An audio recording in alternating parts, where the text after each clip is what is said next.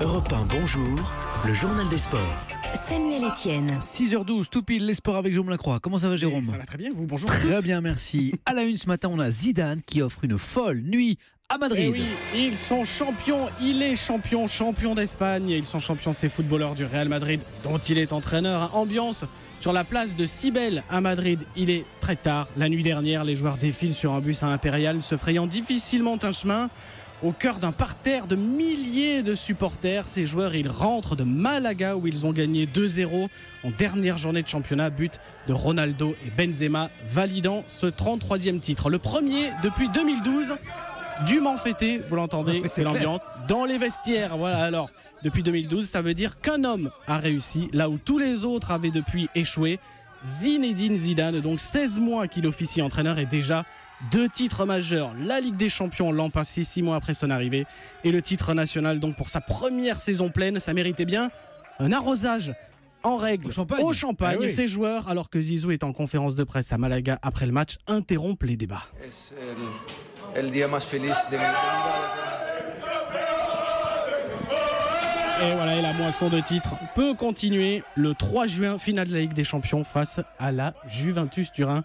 Belle aventure que cette saison du Real Madrid. La Juve, justement, premier club italien à remporter 6 Scudetti d'affilée. C'était hier soir, 6e titre consécutif. À qui ça va moins bien en revanche du côté d'un autre entraîneur français, Arsène Wenger.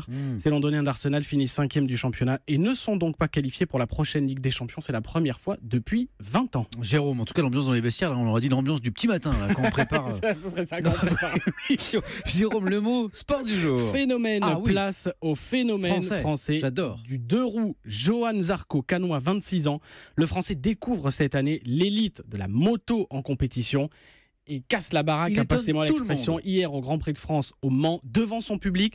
104 000 spectateurs au Mans. Il a accroché une très très belle 2e place.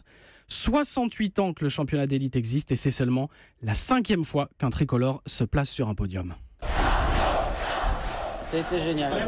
J'ai salué les femmes. J'ai également pensé à prendre un drapeau français, mais j'en ai pas vu de grands qui traînaient au bord de la piste, ou alors c'était vraiment dans les tribunes un peu trop loin. Heureux, c'est tout.